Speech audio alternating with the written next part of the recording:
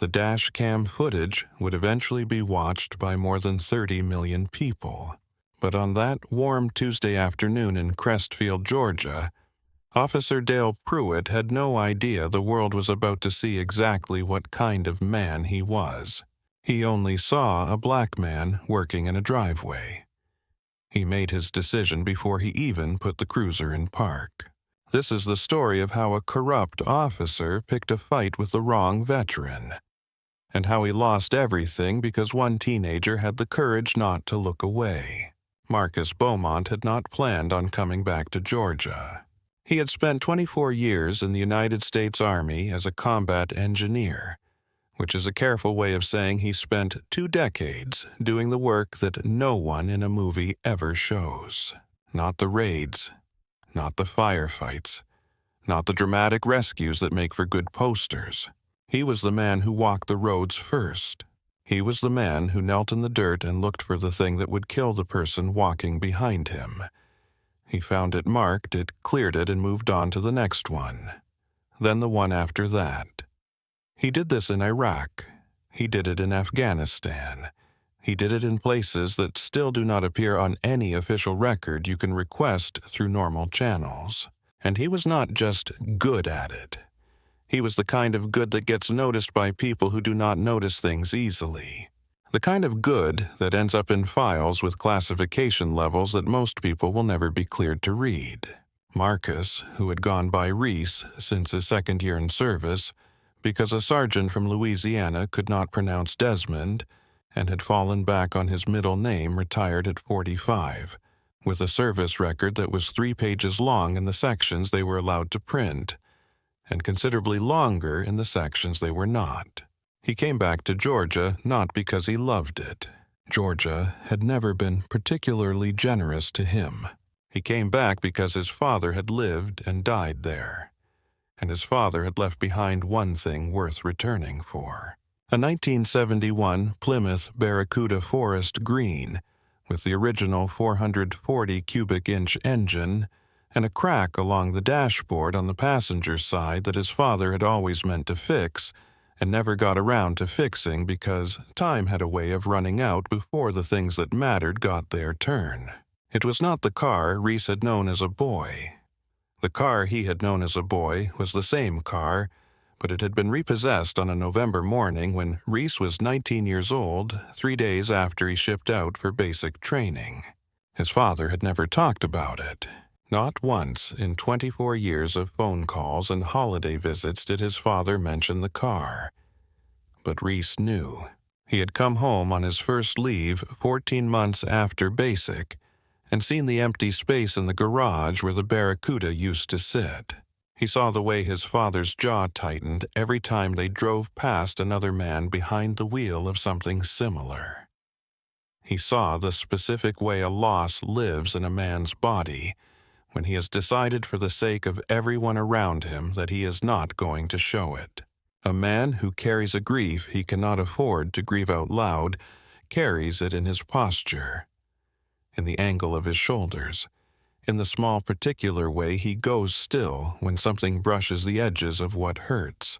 Reece had watched his father carry it for 24 years. He had found the car at an estate auction 3 months ago. A collector in Macon had bought it in the 90s and kept it in a climate-controlled garage, which was how the chrome was still worth saving, and the engine, while needing serious attention, was not a lost cause. He had paid for it with a portion of his VA disability settlement. The settlement came from an IED on a road outside Kandahar in 2019 that took the hearing in his right ear and the full sensation in his left leg below the knee.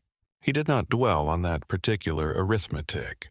He arranged for the Barracuda to be transported on a flatbed to his new house at 318 Whitmore Court in Crestfield, Georgia, a suburb southeast of Atlanta, where the property taxes were high and the lawns were maintained on a schedule that seemed to be enforced by a committee no one had ever actually met. He had purchased the house 2 months before the car arrived. He had not staged the house. He had not filled it with furniture yet. He had moved in his tools, a cot, a camp stove, a folding chair, and the boxes of his father's things that had come to him after the funeral last spring. He was not ready for the house to be home yet. He was willing to be patient about that. He had a project to finish first. On the afternoon it all began, he had been working on the Barracuda for 3 hours. The engine bay was open. He had laid a thick felt drop cloth along the fender rail to protect the chrome from contact with his tools. His wrenches were arranged on a second cloth to the left, ordered by size smallest to largest left to right, the way he had learned to arrange his equipment in the Army before going to work on anything where precision mattered and errors were not reversible. The afternoon was warm, but not brutal. A light movement of air from the south carried the smell of cut grass from somewhere 2 blocks over. He was humming. He did not realize he was doing it until he caught himself.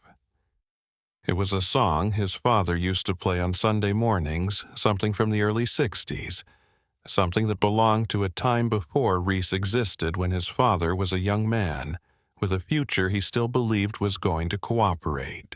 He was fitting the last spark plug, feeling the threads catch and hold, thinking about nothing in particular, when the feeling arrived at the back of his neck. It was not a sound, not yet. It was a shift in the quality of the air, a low-frequency awareness that he had cultivated over 2 decades, in environments where the things you did not notice were the things that killed the person standing behind you. He kept his hand on the torque wrench. He kept turning. He listened with the part of himself that had never stopped listening even after he came home. The curtains across the street moved.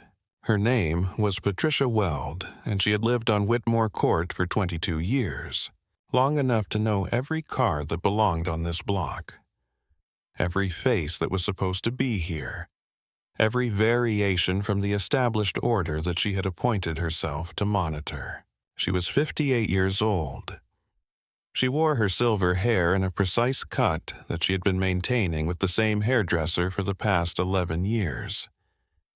She kept her windows dressed in sheer lace panels that let in the morning light without allowing a clear view into her living room from the street. She had called the police non-emergency line twice in the past 6 months. The first time was about a black man she had seen walking a dog in the direction of the cul-de-sac. He turned out to be the son-in-law of the Ngata family at number 302, visiting for the Easter weekend with his family. The second time was about a black teenager she had observed sitting in a parked car on the street. He turned out to be waiting for his mother, who was inside number 309, having coffee with Evelyn Marsh, who had lived there for 15 years and did not appreciate the call when she found out about it. Nothing had come of either call except a mild, quiet adjustment of the relationship between Patricia and several of her neighbors, an adjustment that Patricia had chosen to interpret as everyone being too sensitive. On this afternoon, she watched Reece work for a full 11 minutes before she picked up her phone. She noted the faded olive t-shirt. She noted the cargo pants. She noted the steel-toe boots. She noted the tattoo on his right forearm, a jagged, circular design that she did not recognize and had no context to identify and therefore assumed the worst about. She noted that the car had not been in this driveway before. She noted that she had not been introduced to this man. She noted that in 22 years on Whitmore Court she had developed very clear expectations of what the block was supposed to look like, and this man working quietly on a car in a driveway did not fit those expectations. She did not dial the non-emergency line this time.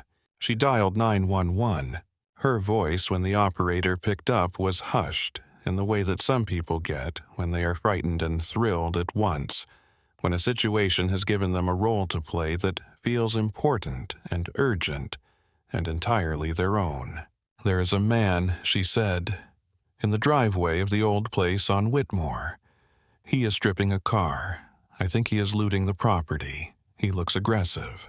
Aggressive. That word was doing an enormous amount of work for a man who was humming an old song and tightening a spark plug. She listened to the operator. She gave the address.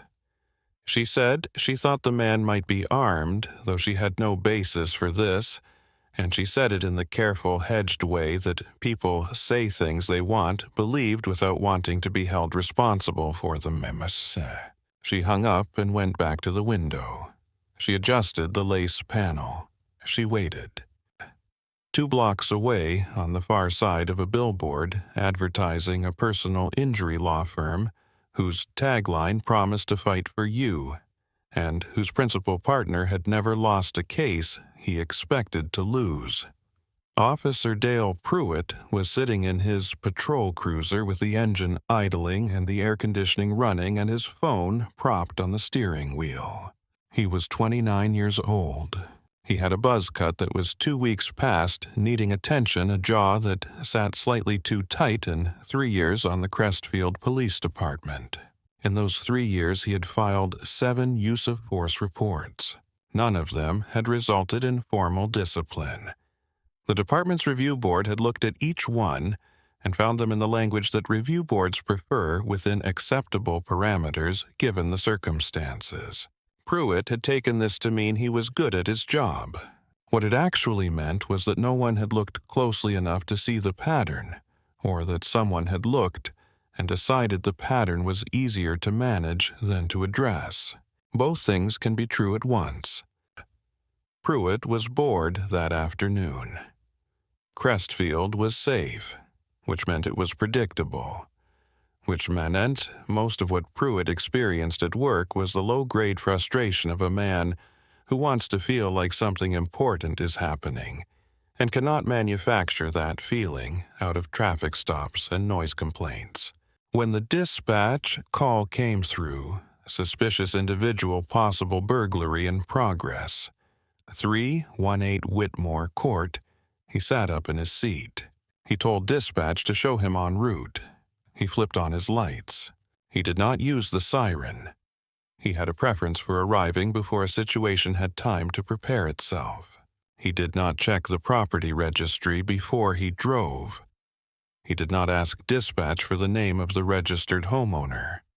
He did not run the plate of the dark F250 in the driveway, which would have taken approximately 40 seconds and told him everything he needed to know before he got out of the car. He did not do these things because he had already decided what he was going to find.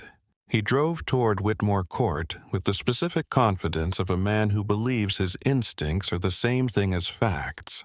Reece heard the cruiser before it turned onto the block. That specific modulation of a vehicle slowing its approach, the sound of deliberate restraint that controlled arrival. He had heard this kind of approach before, not in a suburb of Atlanta, in places where the gap between what you noticed and what you did about it was sometimes measured in seconds.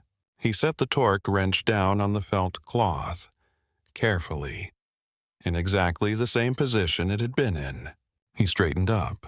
He turned to face the street with his hands open at his sides, palms forward, fingers spread. The posture that says, I know you're there. I know what this looks like to you. I am showing you my hands because I understand the reality of this moment, even if I have done nothing to deserve it. Pruitt pulled to the curb and got out without closing the cruiser door behind him. His hand went immediately to the grip of his service weapon. Not drawn, but resting there, the fingers settled around the textured polymer, a gesture that communicated possession of authority before a single word had been exchanged. He walked up the driveway. He did not introduce himself. He did not identify his department. He did not look at the house, did not look at the tools arranged on the cloth, did not look at the felt drop cloth protecting the fender, did not notice any of the details that might have redirected him toward a different interpretation. He looked at Reece, only at Reece, and he said, "Step away from the vehicle." His voice cracked slightly before it found the authoritarian register he was reaching for. Reece did not step back. He stood exactly where he was. "Good afternoon, officer," he said. His voice was deep even and unhurried. "Something I can help you with today." "Step away from the vehicle," Pruitt repeated. "Put your hands where I can see them." Reece kept his hands exactly where they were. Visible. Open. "You can see them," he said. "I live here. This is my car. I'm working on the engine. Is there something I can help you with?" Pruitt advanced up the driveway. He stopped 10 feet from Reece and looked at the house. Assessed it. Looked at the car, assessed that too. Then looked at Reece, at the t-shirt, the cargo pants, the boots, the tattoo. The math he was doing was not the math of evidence.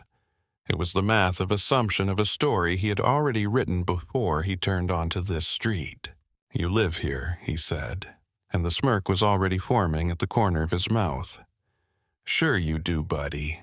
ID now." "My ID is inside the house on the kitchen counter." Reece said, his voice still entirely level.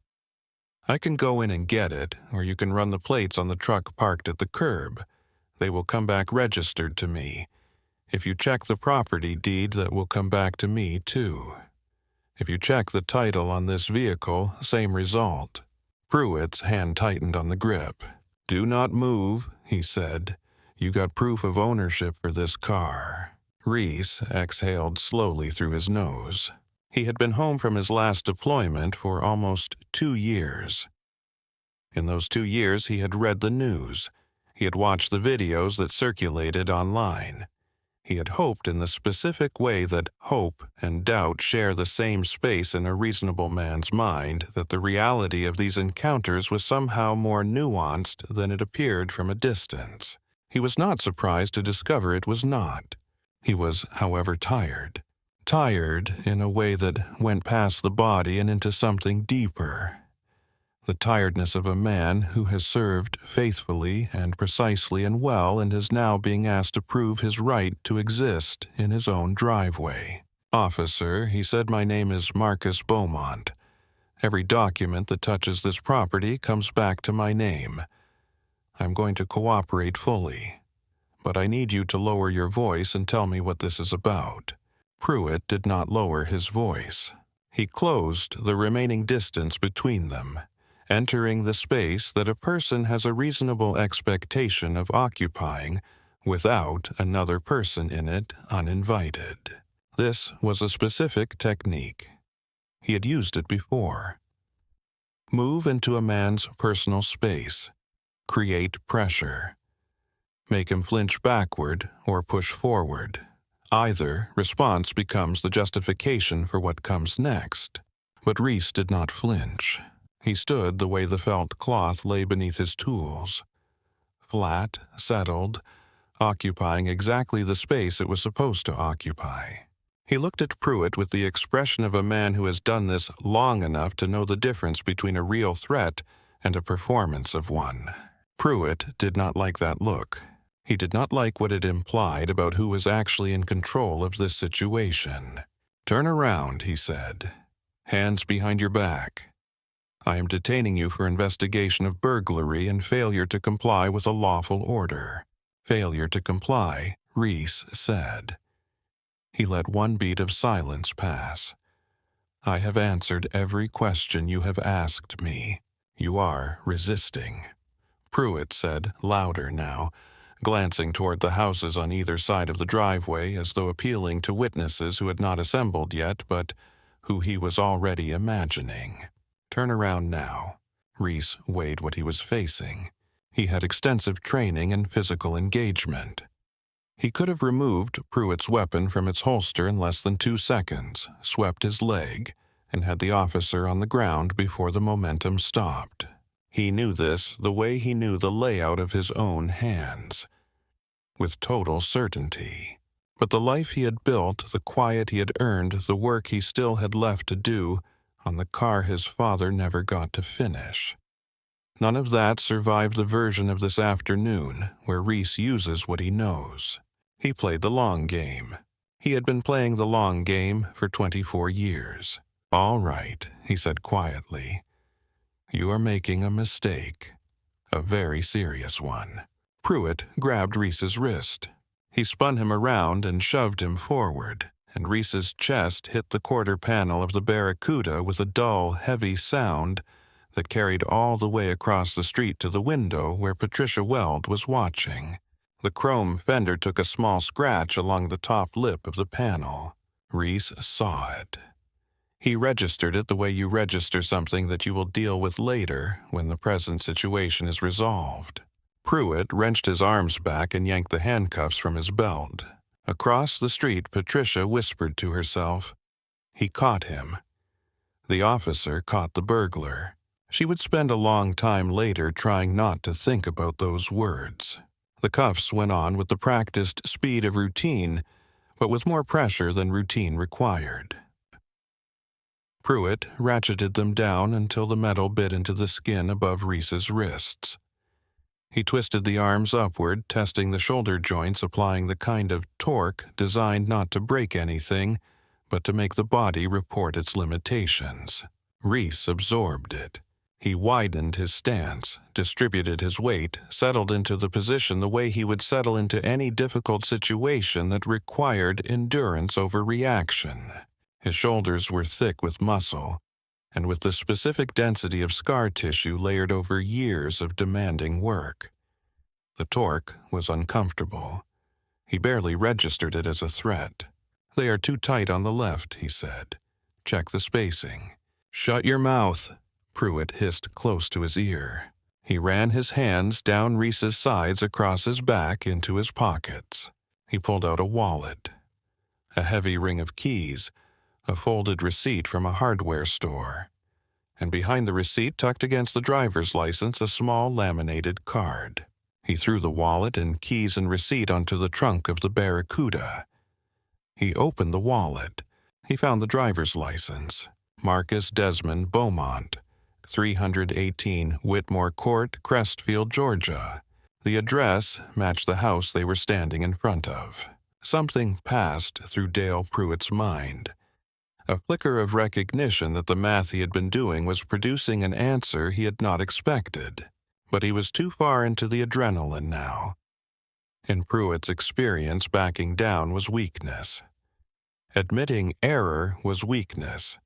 And in the culture he had been trained in at this precinct under the supervisor's, weakness was the one thing a man like Pruitt could not afford. So he looked at the laminated card instead of the license. It was matte black. No state seal. No standard identification format. A holographic emblem in the upper left corner that he did not recognize, a series of alphanumeric clearance codes along the center, and in the lower right corner, a Department of Defense insignia about the size of his thumbnail that caught the afternoon light in the particular way that real holograms do. "What is this?" Pruitt said. He held it up. "Fake federal ID, you impersonating a government officer." "Look at the back," Reece said. "There is a phone number. Call it."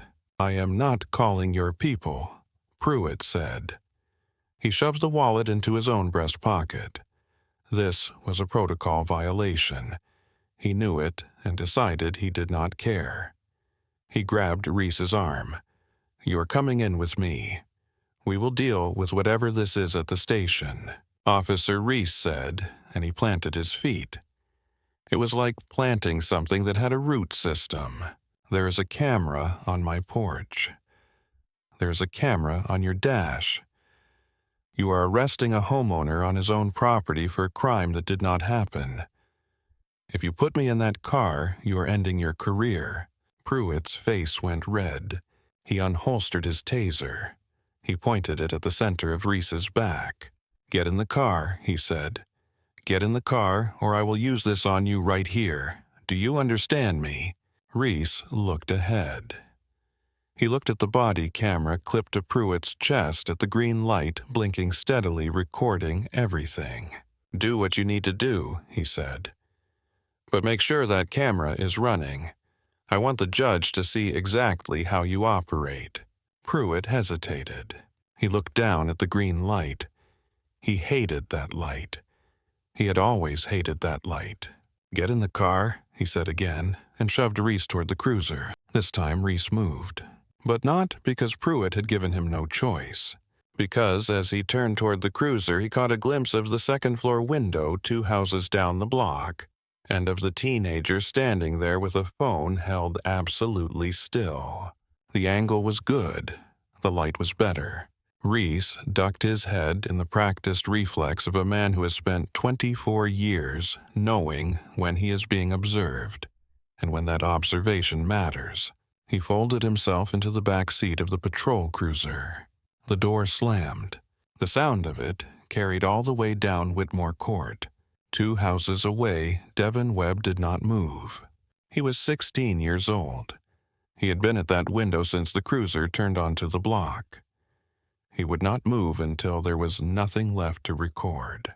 The back seat of a police cruiser smells like a specific combination of things that no amount of industrial cleaning fully removes.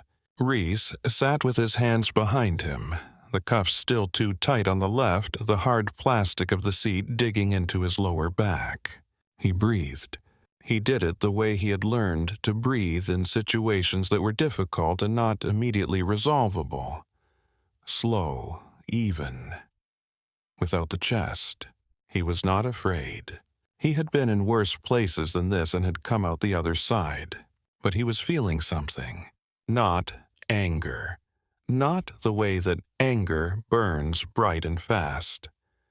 Something slower than that. Something more like the weight of a fact you have known for a long time, but that surprises you anyway when you encounter it directly.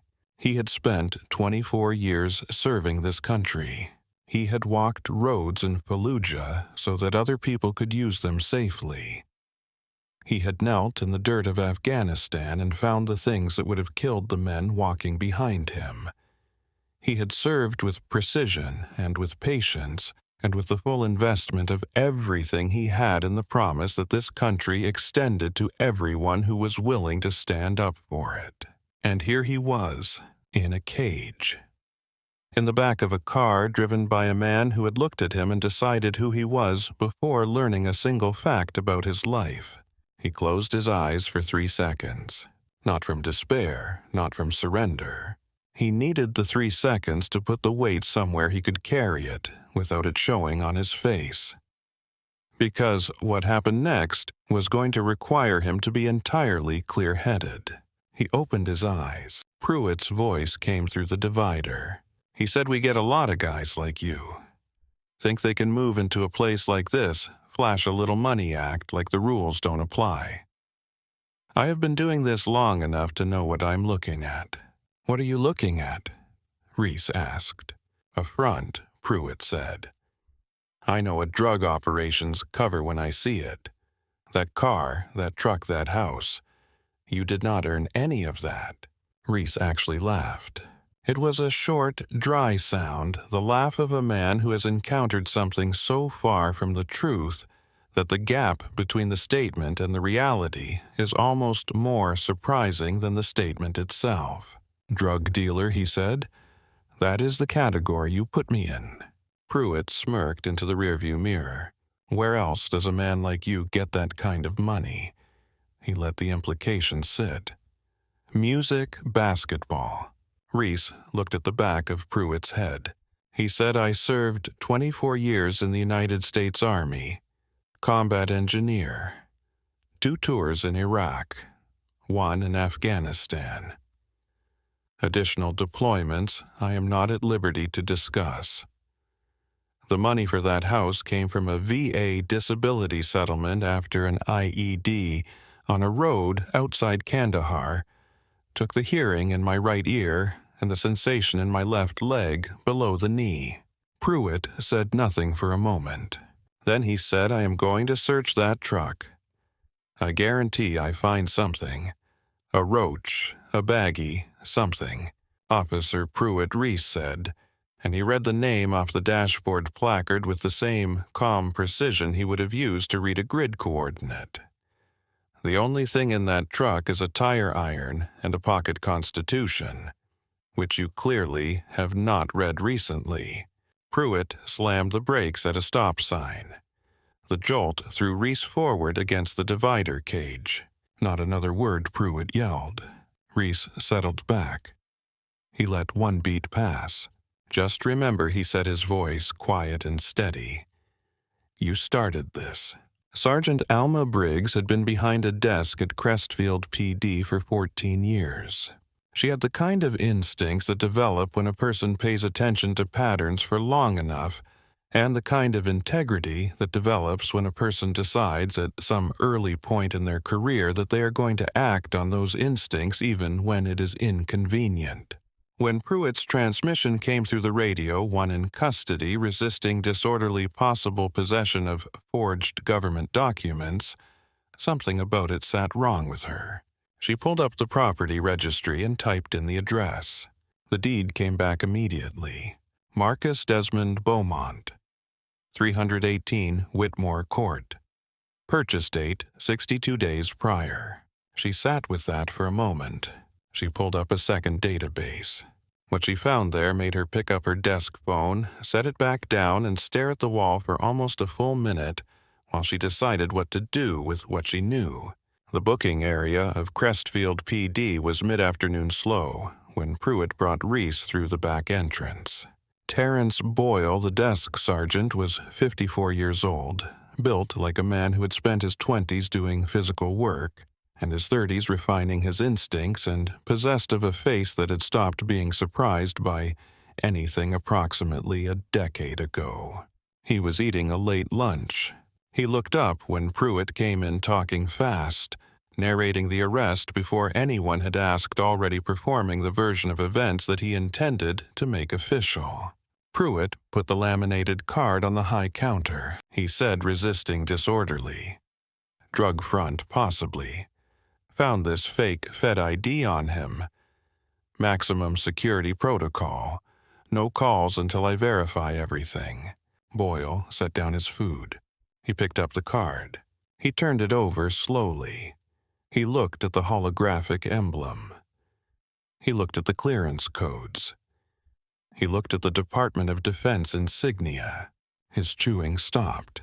He had been in the Army himself. Not special operations, not anything that would have put him in contact with this particular credential. But he had been around long enough, and he had worked in law enforcement long enough to know the difference between a prop and the real thing. The weight alone was wrong for a forgery. The hologram moved the way real holograms move, refracting across a spectrum rather than staying fixed. He looked up at Reece, who was standing by the booking bench with the calm of a man who has decided to let the situation unfold on its own schedule. Sir Boyle said, and his voice had changed. "Register something Pruitt noticed but did not understand. Could you tell me your full name and service branch?" Marcus Beaumont Reece said, "Staff Sergeant, United States Army, retired. 24th Combat Engineer Battalion." Pruitt said, "Do not listen to him. He has had this whole thing scripted from the beginning. That ID is a forgery." Boyle did not look at Pruitt. He was looking at the tattoo on Reece's right forearm. He had not been able to identify it at first glance. Now he was looking at it properly. The 20th Engineer Brigade crest. He recognized it now. He made a decision. "Royce," he said, his voice even and quiet. "Step out to the hallway for a moment." "What?" "Step out." Pruitt left, still talking. Boyle came around from behind the desk. He did not reach for the booking file. He reached for his key ring. He found the cuff key. He fitted it to the left cuff. He loosened it half a turn. It was not a release. It was a gesture. Both men understood what it was. Captain Stuart Greer walked into the booking area 6 minutes after Pruitt arrived with Reece. Greer was 52 years old and had the kind of face that has learned to stay pleasant through situations that do not merit pleasantness. He was connected to the city council. He played golf with the people who approved budgets. He had survived 19 years in law enforcement by knowing which problems to address directly and which ones to manage quietly. He looked at Reece. He looked at Boyle. He looked at the laminated card on the counter. His face gave nothing away. He asked Reece to come with him. The captain's office had framed photographs on the wall behind the desk. Greer shaking hands with the mayor. Greer shaking hands with a state senator at what appeared to be a fundraiser dinner. Greer at a Rotary Club event holding a plaque that said Community Service 10 years running. There was a plant in the corner that looked like it had been watered on a schedule. There was a coffee mug on the desk that said to serve and protect in block letters that had been there long enough to chip at the edges. Greer settled into his chair. He tried a smile. It was practiced and landed about 60%. He told Reece to take a seat. Reece did not sit. He stood in front of the desk with his hands at his sides and looked at the photographs and then looked at Greer. Greer spoke carefully. He said that Officer Pruitt was young. He said young officers sometimes made judgment errors, misjudged situations, let their training override their common sense.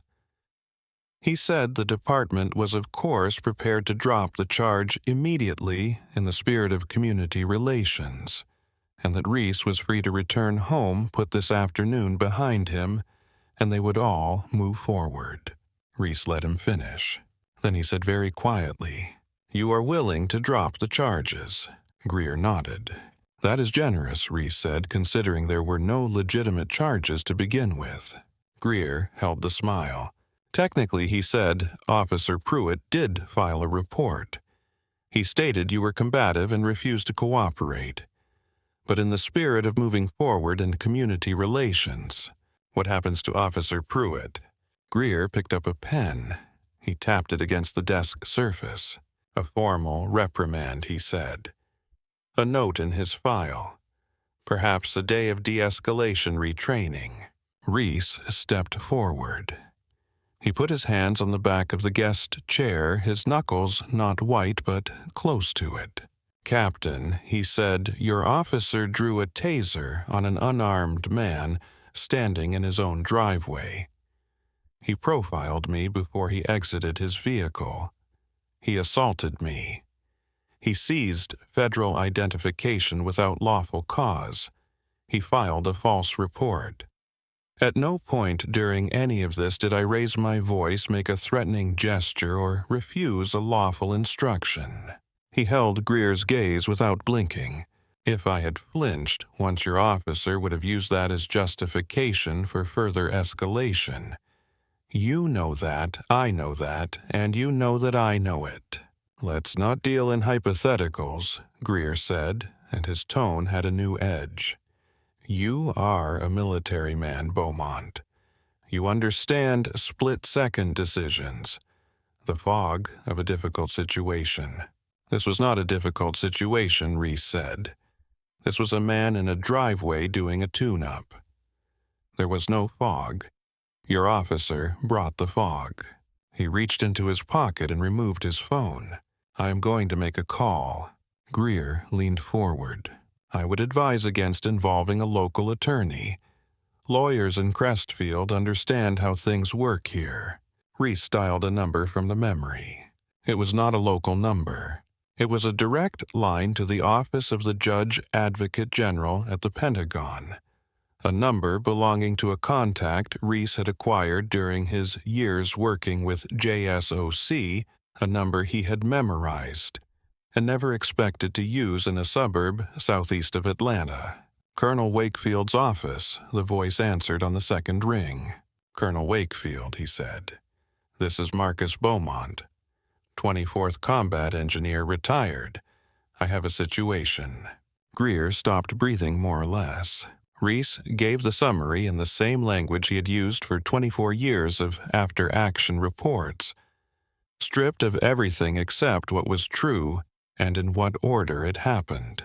False arrest, assault, illegal seizure of a Yankee White credential, Fourth Amendment violations documented on at minimum 3 cameras. He listened. He said, "Yes, ma'am. The Yankee White card. The arresting officer has it in his breast pocket." He decided it was a forgery. He listened again. "Yes, ma'am. Captain Stewart Greer. He is sitting across from me." He would like to speak with you." He held the phone across the desk. Greer stared at it. He cleared his throat. He took the phone. He said, "Captain Greer speaking." The voice on the other end did not shout. It did not need to. It was the voice of a woman who commanded battalions before she was 40 and had never felt the need to perform the authority that was simply native to who she was. She identified herself. She explained what a Yankee white credential was. She explained what authorization it conferred. She explained the federal statutes that governed its seizure handling and entry into non-secure databases. She used the phrase "federal offense" twice. She did not speak quickly. She spoke at the pace of someone who is used to having to say things only once. Greer said, "Yes, Colonel," in a voice that had contracted to the size of something small. He handed the phone back to Reece. Reece said, "I will wait." "Yes, ma'am, thank you." He ended the call. He put the phone back in his pocket. He looked at Greer. "She says to say hello." The office was quiet for a moment that stretched. Greer looked at the ceiling. He looked at the photographs on the wall. He looked at the coffee mug. Then something moved through his face. Not honesty. Not remorse. Something more like the calculation of a man who has spent 19 years choosing which direction to fall when something fails. He reached for his radio. The break room at Crestfield PD had a coffee maker that had been replaced twice in 3 years, and a microwave that smelled like someone heated fish in it every day for a decade and then lied about it. There was a bulletin board on the wall with a sign-up sheet for the departmental softball league, a photocopied notice about parking validation procedures, and a hand-lettered sign from a Christmas party 4 years ago that said "Happy Holidays," and had been left up because no one cared enough to take it down. Pruitt sat in the plastic chair near the window and told the rookies his version of the arrest. He had told it twice by that point. Each telling was slightly different from the last. In the first version, Reece had been combative from the first moment. In the second version, Reece had reached toward his waistband before Pruitt had even finished his first instruction. The rookies listened the way young officers listen to senior ones when the story confirms what they have been trained to expect. That instinct is the tool, that hesitation is the enemy. That the job requires a willingness to act on what you know before you can prove what you know. Pruitt was performing the confidence he needed to feel, because underneath it, underneath the smirk and the embellishment and the way he stretched out in the chair like a man who had just settled something, there was a current running in the opposite direction. He had seen the license. The address matched the house. He had seen the ID card. He had not recognized it, but he had felt in the moment he held it that it was not what he had told Greer it was. He had called it a fake because that was the only story available to him that kept everything moving in the direction it needed to move. He had seen the body camera light blinking green. He had heard something in Reece's voice that he did not have a category for. Not panic.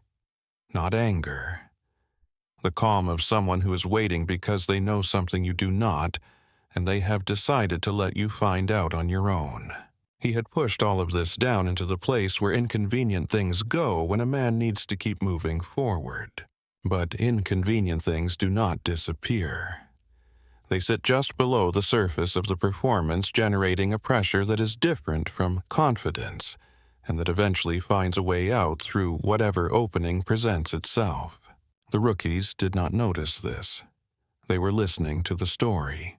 Pruitt kept telling it. Pruitt came back into the office with the energy of a man who believes he is about to receive good news. He had spent the intervening time in the break room, telling 2 rookie officers the story of the arrest with embellishments that had grown slightly with each retelling. He came in and hitched up his belt. He looked at Reece and back at Greer. "Why is he still here? Did you book him already?" Greer did not look at Pruitt directly. He looked at the desk. He said carefully that there had been a development. "I did my job," Pruitt said before Greer could continue. He was combative. "I smelled marijuana in the car. I had probable cause for the stop and the search. There is no marijuana in that car," Reece said. His voice had not changed registers. "And you did not mention a smell until this moment. It is not in your radio transmission. It is not in any notes you made at the scene. I put it in the report," Pruitt said, and his voice had gone to the specific pitch of someone constructing something as they speak. "Smell of cannabis from the vehicle. That gives me standing to search. That makes the arrest valid." Greer looked at Pruitt. He knew Pruitt was lying. He had worked with Pruitt long enough to recognize the quality of his invention, which was specific and over-detailed in the way that real memory rarely is. But Greer was doing his own calculation. If the marijuana charge held the stop, was retroactively justified. If they found something in the car or the truck, the whole afternoon got reframed into something manageable. "Are you certain?" Greer asked. "You are 100% certain about that smell?" Harlan said, "If we go back to that vehicle right now, I guarantee we find something." "Go," Greer said. "Take a K9 unit. Verify the smell. Find what is there." Reece shook his head once. "You are making this significantly worse," he said. "My property has a multi-angle security system running cloud-based recording. It has been active since the day I moved in. My attorney is already en route. If your officer goes back to that driveway and puts anything inside that car, and my cameras catch it, every person in this building goes to federal prison." Greer did not acknowledge this. Pruitt left. What happened next happened in two places at once, the way that consequential things often do. At 3:18, Whitmore Court, Devin Webb had been at that second-floor window for 41 minutes. He had not uploaded the footage immediately.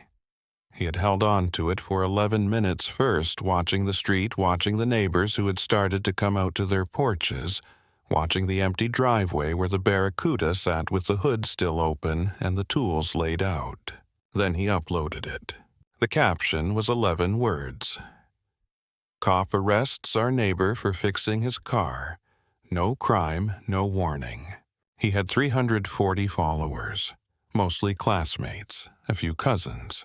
By the time Pruitt drove back toward Whitmore Court, the video had been seen by nearly 500,000 people.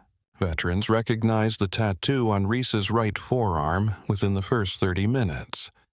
The comments filled with men and women who identified the 20th Engineer Brigade crest and understood what it meant, and were specific about what they thought of what they were watching. A veterans advocacy page with 2 million followers shared the clip at the 2-hour mark. Their caption was 4 words. "This man served us." It was shared 80,000 times in the next 90 minutes. Cassandra Miles, a reporter for Channel 7 News, was in the parking lot of a grocery store when the clip crossed her feed. She watched it twice. She called her camera operator. She drove to Whitmore Court with the urgency of someone who understands that some stories cannot be made to wait. The video spread the way fire spreads through dry grass in a Georgia August. Not because anyone pushed it, because it had its own momentum. Devin Webb had not set out to go viral. He had no strategy. He had no plan beyond the instinct that told him to point the camera at something and not put it down. He was 16 years old. He had grown up on Whitmore Court. He knew Marcus Beaumont the way you know a neighbor who nods when he gets his mail and moves through the world with a quiet authority that makes you feel without knowing why that everything is probably under control. He had watched the cruiser pull up. He had watched Pruitt get out with his hand on his holster. He had watched the whole thing unfold from his window, and he had known before Pruitt said the first word that something was wrong. He had seen this before. Not in his own life, not directly, but he had seen enough in the news and the conversations his father had at dinner, In the particular way the adults in his life talked about certain things with a careful precision that was itself a kind of fear to know what he was looking at. So he recorded it. He did not think about what would happen if he uploaded it. He thought about what would happen if he did not. He thought about Reece being driven away in that car, about the hood of the Barracuda still propped open, about the tools on the felt cloth, about a man who had done nothing except work on a car in his own driveway and who was now, for that reason, alone in a cage. He uploaded it. He wrote the caption. He put his phone down. He went back to the window. He did not check the view count for 11 minutes. When he did, it was at 12,000. He stood at the window and watched the number climb the way water rises. Steadily, continuously, without any visible reason to stop. By the time his father came into the room and asked him what he was doing, it was at 80,000. His father looked at the screen. He looked at the footage. He looked at his son. Then Marcus Webb went to get his own phone. The comments arrived like a tide. Not the comments that social media is usually known for. Not the arguments and the deflections and the people performing outrage for audiences of their own. These were specific. A man named Franklin, who had served in the Army for 8 years, wrote, "I know that unit, that tattoo. That man spent years making sure people could drive on roads in a war zone. This is shameful." A woman who identified herself as a defense attorney wrote, "Clear Fourth Amendment violation. No probable cause. No reasonable articulable suspicion. That homeowner has a case so strong it will take less than 1 day in federal court." A retired police officer from Tennessee wrote, "I spent 21 years behind a badge. I am disgusted."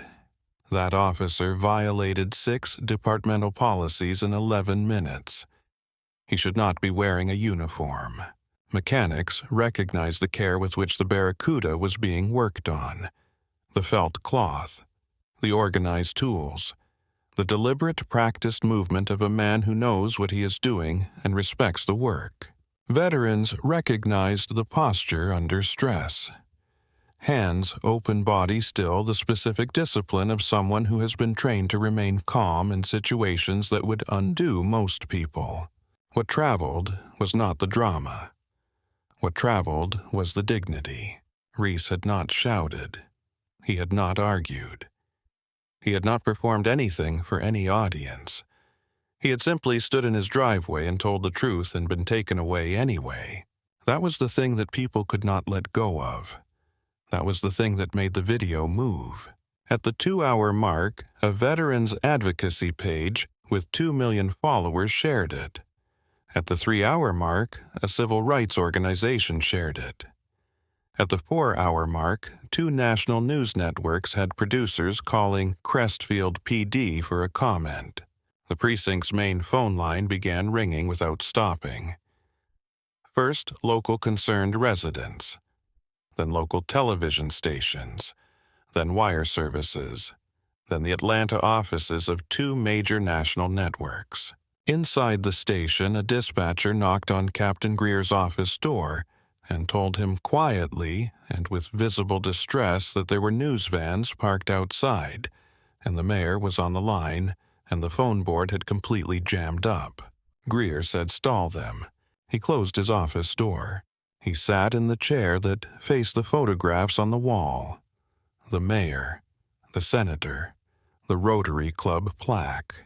He looked at these things for a long time. Then he called Pruitt.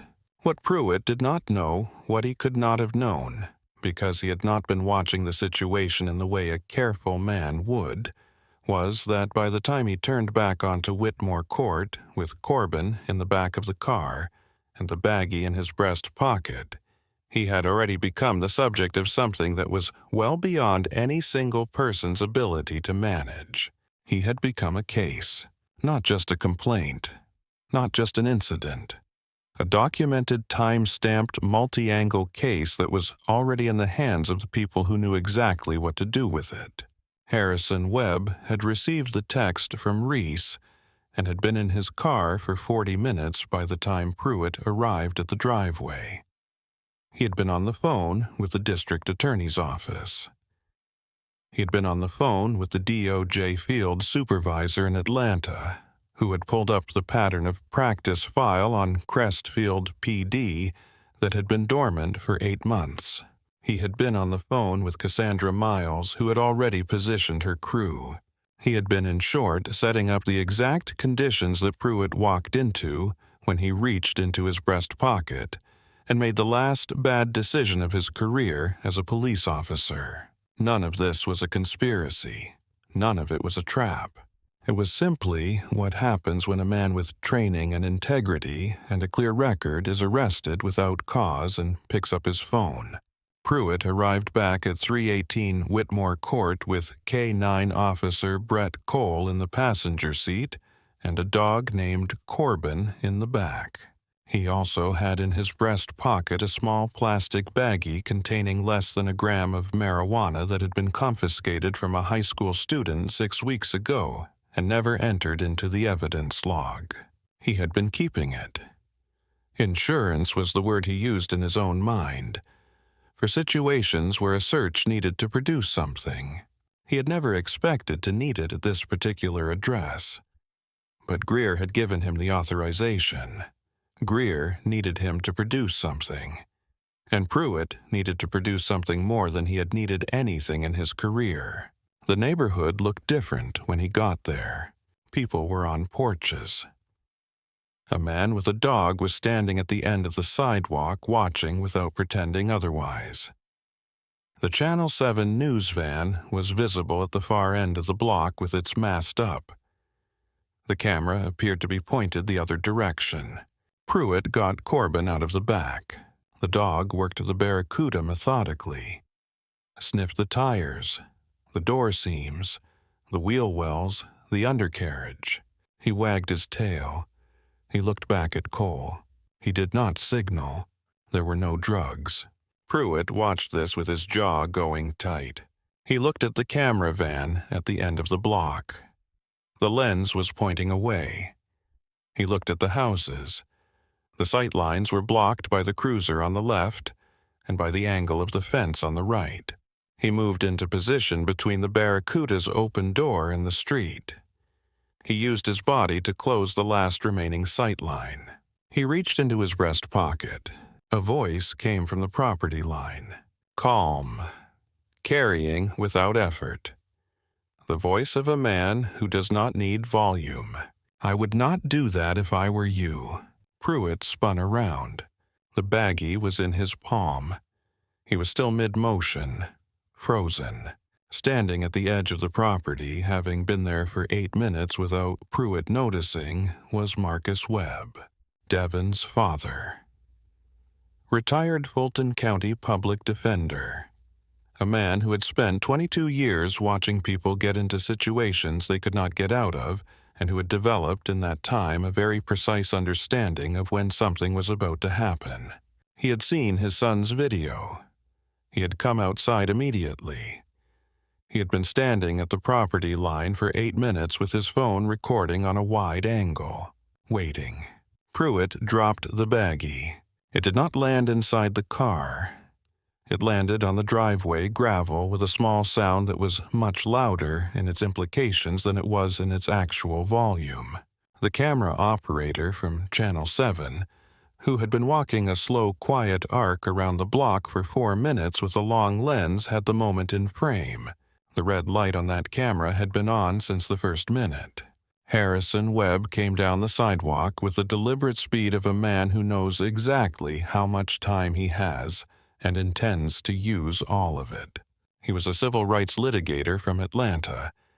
He had received a single text from Reece an hour ago. 1 word and an address. He had not needed the word. The address told him everything.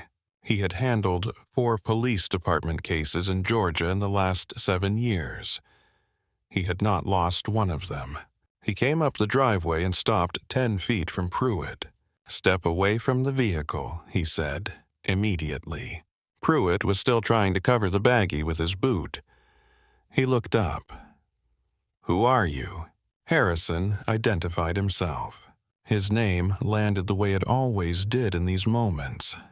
A half-beat of silence, a recalibration, the visible instant when someone understands the dimensions of the situation they are actually in.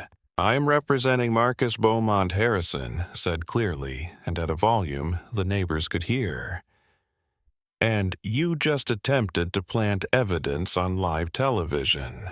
Pruitt looked at the camera, the red light. He looked at his boot. The corner of the baggie was visible below the heel. "I found that," he said. His voice had cracked somewhere inside the sentence. "It must have fallen out of the car when Corbin searched it. We have been filming from this position for 4 minutes," Cassandra Miles said, stepping forward from behind the camera. "We observed you remove it from your breast pocket." Pruitt stepped back. "This is an active scene. Everyone back. The only crime being committed here," Harrison said, his voice settling into the particular register of a man who is not performing, but simply stating is being committed by you. "You are manufacturing evidence to cover an illegal arrest. You are doing this to a 24-year United States Army veteran. I spoke with the district attorney 12 minutes ago. He has issued a stand-down order. You are to return to the precinct. Do not touch that vehicle.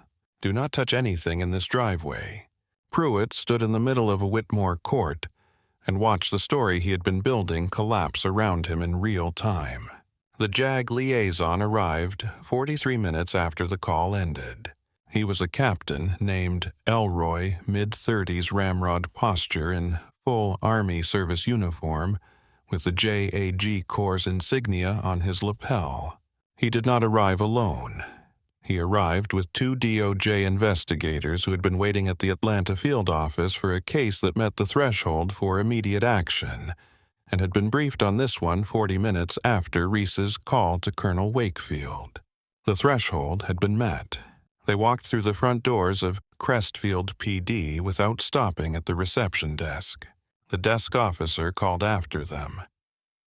Captain Elroy turned his head long enough to say federal business and did not break stride. Alma Briggs at her station watched them pass. She had been waiting for this, or for something like this, for 14 months.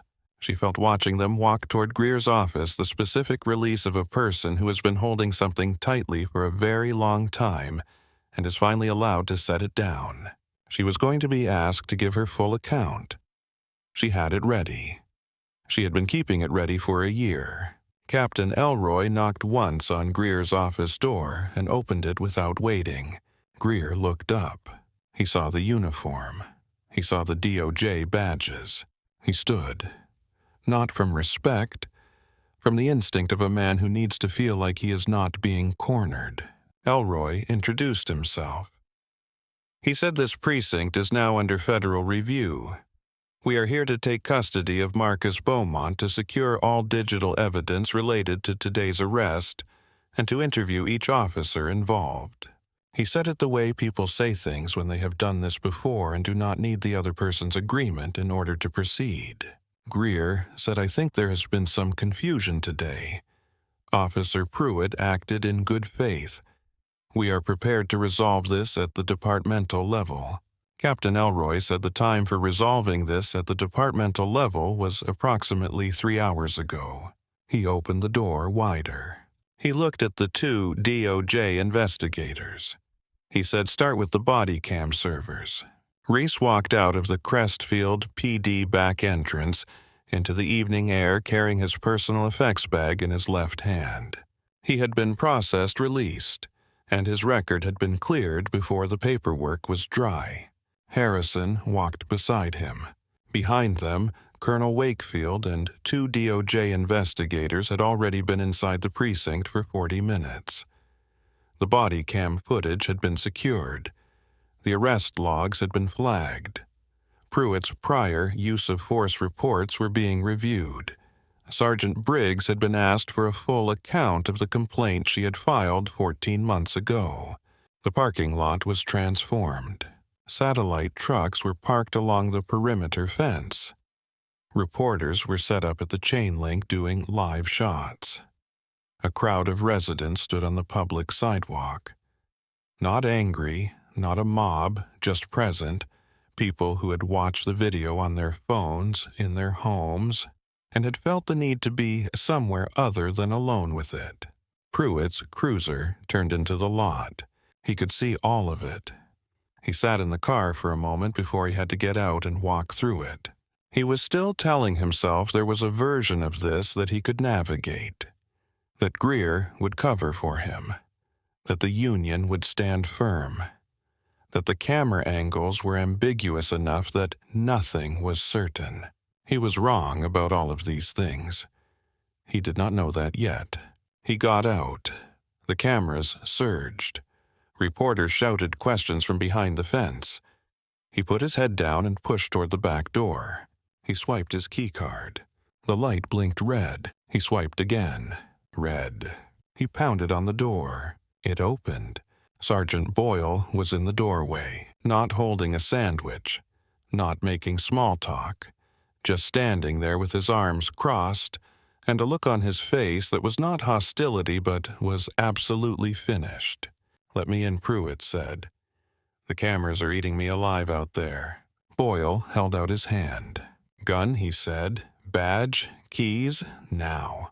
Pruitt laughed, the laugh of disbelief. "You cannot do this." "I have rights. I have union protection." A voice came from behind Boyle. Royce Harlan Pruitt. A woman in a dark blazer stepped into the doorway. She held a badge that caught the fluorescent light of the precinct entrance and gave it back clean and unambiguous. "I am Special Agent Nadine Sterling, Federal Bureau of Investigation Public Corruption Unit." She said it the way people say things when they have no interest in being interrupted. "You are under arrest for deprivation of rights under color of law, obstruction of justice, and conspiracy to manufacture evidence." Pruitt's mouth opened. No sound came out. "Federal charges. This is a local. When you targeted a federal credential holder and tampered with what is now a federal investigation, you made it our matter." She removed her handcuffs. Pruitt looked at Boyle, the last lifeline, the man who had worked beside him for 3 years, who had eaten lunch with him in the break room, who had told him more than once to be careful. "Boyle," he said, "come on. I was doing this for the department, for the numbers. You know that." Boyle looked at him for a long moment. He said, "You did this for yourself." He said it without hostility, without satisfaction, just with the clarity of a man who has been watching something build for long enough to know exactly what it was. "Turn around," Boyle said. The cuffs clicked. The back door opened fully. Reece was standing there. He had been waiting, not in triumph, not in anger, not in the performance of vindication. He was just standing in the evening light effects bag in his left hand, watching Pruitt the way a man watches something that took too long and cost too much, but is at last done. Pruitt stared at him. His eyes had a desperation in them. Not remorse. Not yet. Just the wild, cornered energy of a man who is still looking for the exit. "You set me up," he said. His voice had a crack running all the way through it. "You knew exactly who you were. You knew this was coming. You let me walk right into it." Reece shook his head. "One small measured movement. I did not let you do anything," he said. His voice was even and low and carried to every person within 10 feet. "You turned on to Whitmore Court, and you decided what I was before you got out of the car. You did not check my ID. You did not run the plates. You did not listen to a single thing I told you." He paused for one beat. "You had already written the whole story before I said my first word. I just gave you room to read it out loud to everyone who was watching." Pruitt had nothing left. Reece picked up his effects bag. He walked to Harrison's car. He got in. He did not look back at the precinct. He looked out the window as they drove past 318 Whitmore Court. At the Barracuda in the driveway. Hood still up. Tools still on the felt cloth. Everything exactly where he had put it before Dale Pruitt decided to drive down Whitmore Court and make a decision he could not take back. The federal charges against Pruitt were filed the next morning. The investigation moved with the speed of cases that have clear documentation and multiple forms of corroborating evidence. The DOJ investigators reviewing the departmental records in the first hour of their access found 5 prior incident reports from Pruitt in which a claim of marijuana odor appeared without any corresponding entry in the field notes or the radio transmission logs. They found Sergeant Briggs's complaint from 14 months earlier, filed properly, routed to Captain Greer, marked reviewed, placed in a file that had not been opened since. They found 3 additional resident complaints about Pruitt's conduct that had been received and not investigated, not filed as closed, simply not followed up on. The pattern of practice investigation was opened by noon. Captain Greer, placed on administrative leave the same morning, retained a criminal defense attorney by afternoon. His attorney contacted Harrison Webb that same evening to ask what the terms of a resolution might look like. Harrison said the terms were not his client's to negotiate. They were the Department of Justice's. Greer pled guilty 4 months later. 4 years for obstruction and evidence suppression. His retirement benefits were forfeited. He took the plea because his attorney told him the alternative was 8 years, and neither of them was certain of the outcome. Patricia Weld was served with civil papers on day 3. The complaint named her in the filing of a false police report and detailed the chain of events that her 911 call had set in motion. Her attorney sent a letter requesting a meeting. Harrison declined on behalf of his client and informed the attorney that the case would proceed on its timeline. 6 months later, after the settlement was reached and the civil judgment entered, a real estate sign appeared in the yard at her house. She sold the property at a loss. She left Crestfield. She did not announce where she went. Devin Webb gave his statement to federal investigators on the morning of day 4. He was in the room for 3 hours. The lead investigator had clearly reviewed the footage multiple times before the session. He asked Devin about every specific detail, every position, every moment where Devin had or had not moved. Devin answered every question directly and without elaboration that had not been requested. At the end of 3 hours, the lead investigator put his pen down. He looked at Devin and said, "This took courage." Devin thought about Reece standing in the driveway, hands open, not performing anything, just facing it. He said, "I did not think of it that way. I just thought it was something you do." Devin received a scholarship from a veterans legal advocacy organization 6 weeks after the sentencing hearing. The letter that accompanied it said, "Courage is not the absence of fear. It is the decision to be accurate when it is easier to be quiet." He kept the letter. He kept it for a long time. The DOJ investigation moved with unusual speed. Usually these things took months just to assemble the initial documents.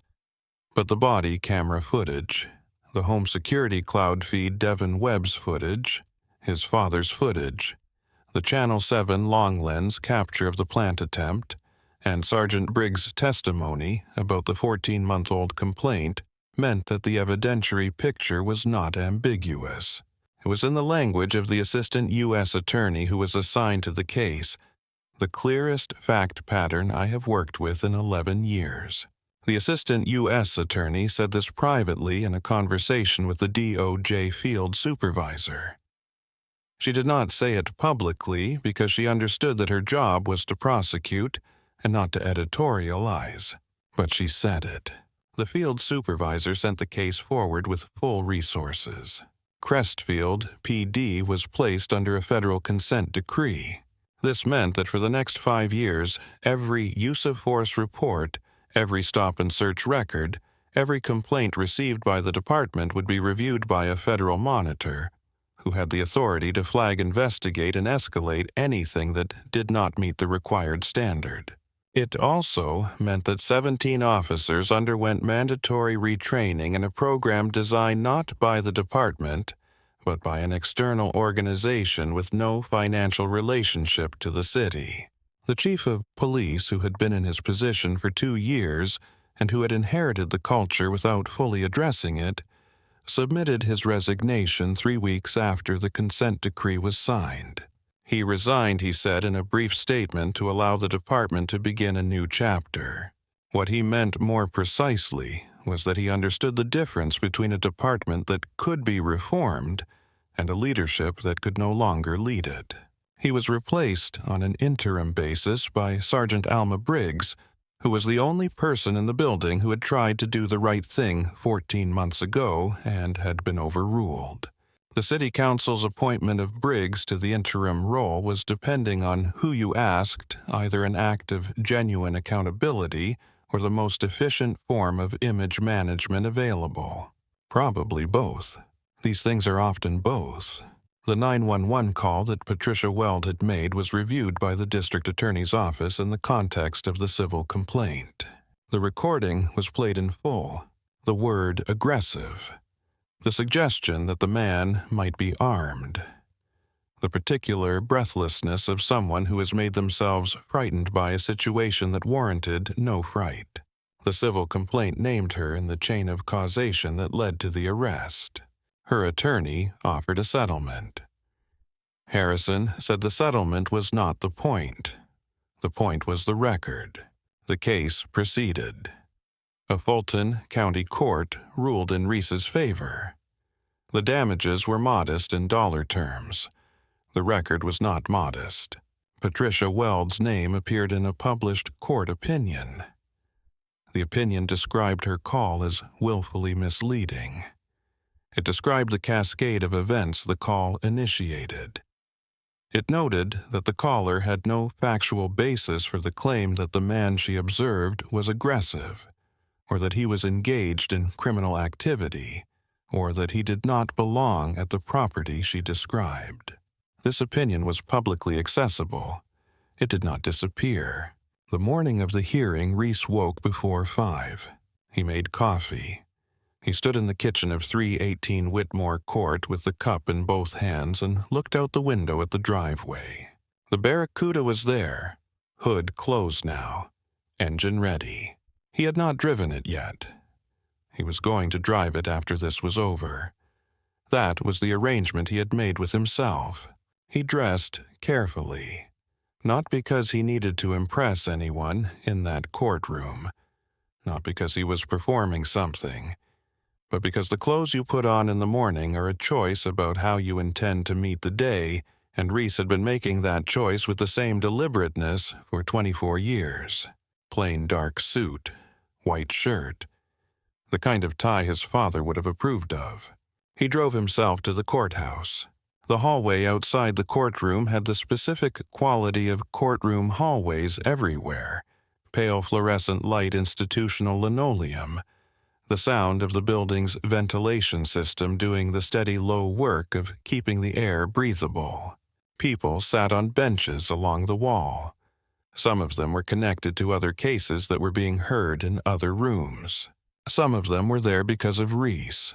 Devin Webb was there with his father. Devin was wearing a blazer that was slightly too long in the sleeves, the kind of thing a 16-year-old wears when he knows the occasion is serious, but has not yet had enough occasions like this to know exactly how to dress for them.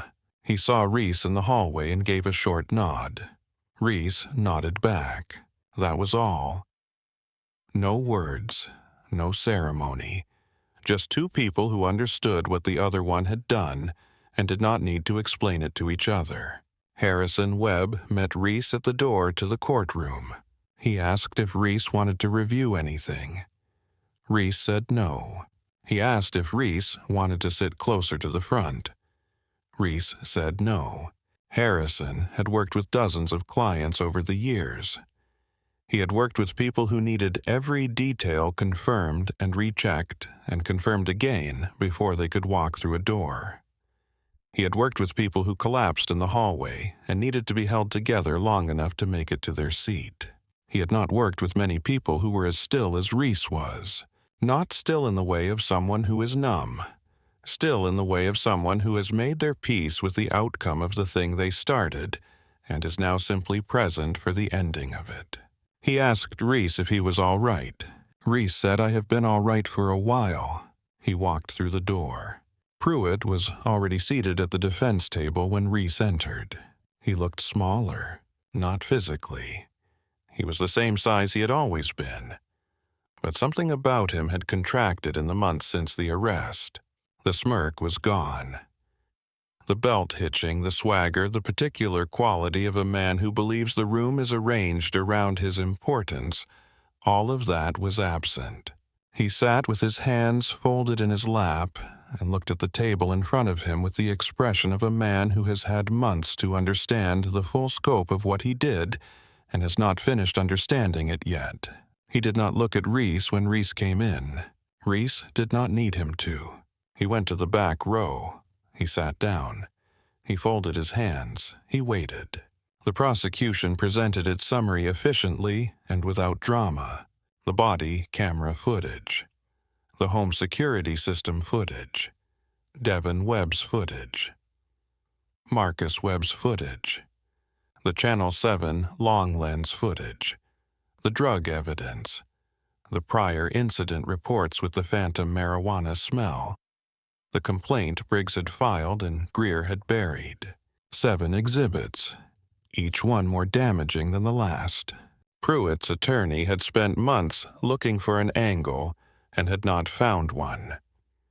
The evidence was too comprehensive, the documentation too complete. He had advised Pruitt to accept the plea. Pruitt had resisted for 6 weeks and then, one morning in November, had looked at the footage again and accepted. The sentencing hearing was the formal end of it. The judge read from the record. She read Pruitt's prior use-of-force reports. She read the complaint from Briggs. She read excerpts from Devin's sworn statement. She read a portion of the DOJ's pattern of practice findings. She read all of it in a voice that was entirely without theatrics.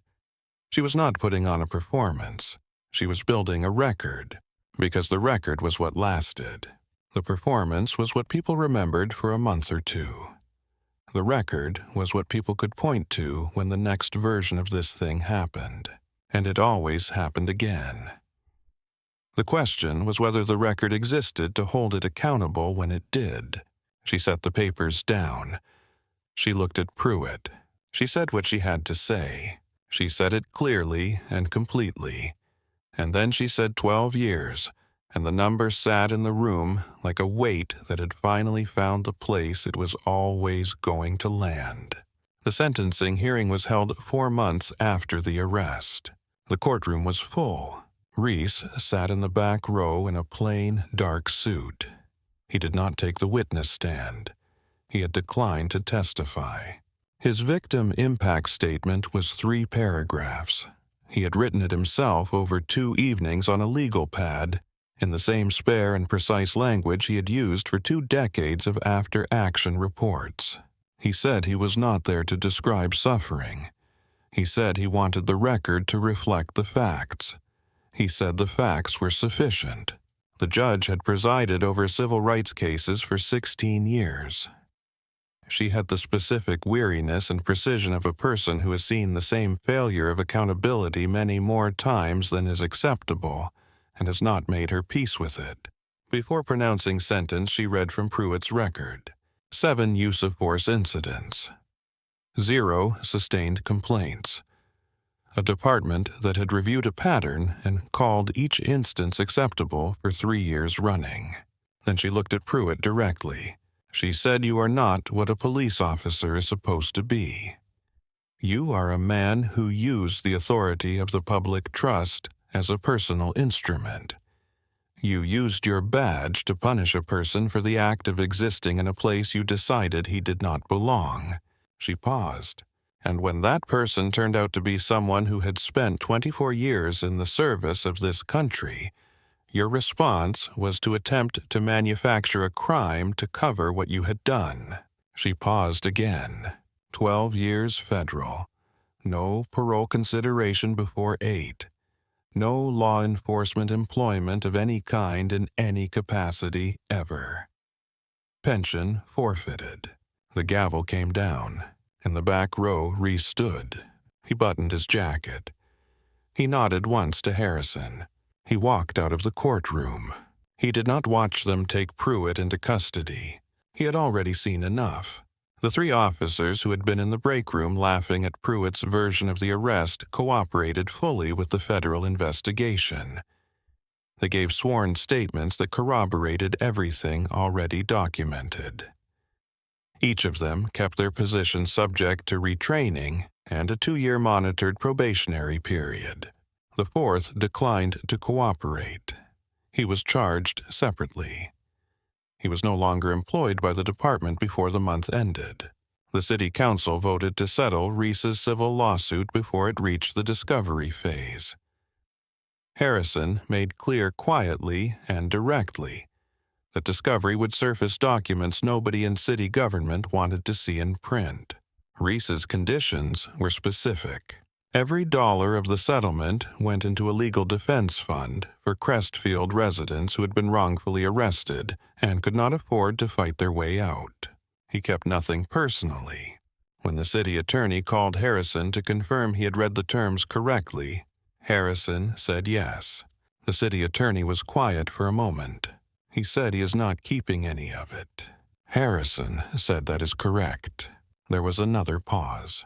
The city attorney said all right. Devin Webb did not fully understand what the scholarship meant until he read the letter twice. The organization that sent it described itself as committed to justice for veterans and to the people who bear witness when justice fails. That phrase, the people who bear witness when justice fails, was the part that stayed with him. He had not thought of himself as a witness. He had thought of himself as a kid with a phone who pointed it at something and did not put it down. But witness was the correct word, he realized. Not bystander, not spectator.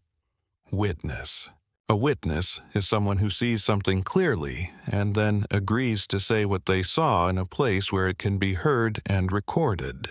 Devin had done both of those things. The filming was the seeing. The 3 hours with the federal investigators was the saying. He had been more frightened in that interview room than he had been at the window with his phone. The investigators were not unkind, but they were thorough in a way that made him understand that the truth he was telling was going to be used in ways he could not fully anticipate, and that he needed to be certain about every detail, because the other side would be looking for the one detail he was not certain about. He had been certain, every second of it, because he had been at the window. He had not moved. He had not looked away. He had been without knowing the word for it at the time a witness. He kept the letter in a folder on his desk next to a printout of the federal court opinion that cited his footage 7 times. He did not show these to his friends at school. Not because he was embarrassed by them, but because they felt like private things, like something that belonged to a version of himself that he was still growing into. Reece heard about the scholarship from Harrison. Harrison told him in a phone call that lasted 3 minutes, which was about average for their calls. Harrison was not a man who used extra words. Reece said good.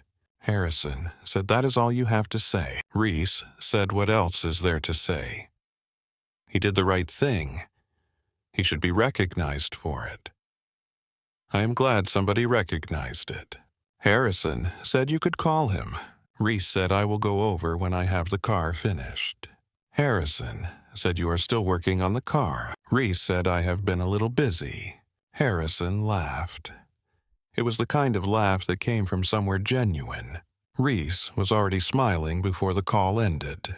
The last thing he did before he drove the Barracuda for the first time was go through the box of his father's things.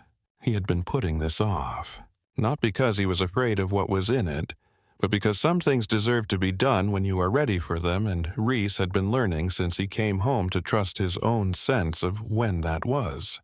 The box was on the kitchen counter.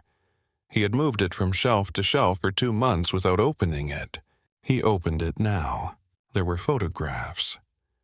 His father as a young man in clothes from the 60s standing beside a car that Reece recognized immediately. His father smiling. Not the careful, contained smile of a man who has learned to hold things back. The full smile. The smile of someone who is entirely in the present moment and not yet carrying the weight of what is coming. There was a small notebook. His father had written in it on and off for years. The entries were short. Observations, lists, fragments of thought. Near the back, an entry dated 10 years ago, a Thursday in March. It said, "Marcus called from Germany today. He sounds good, strong."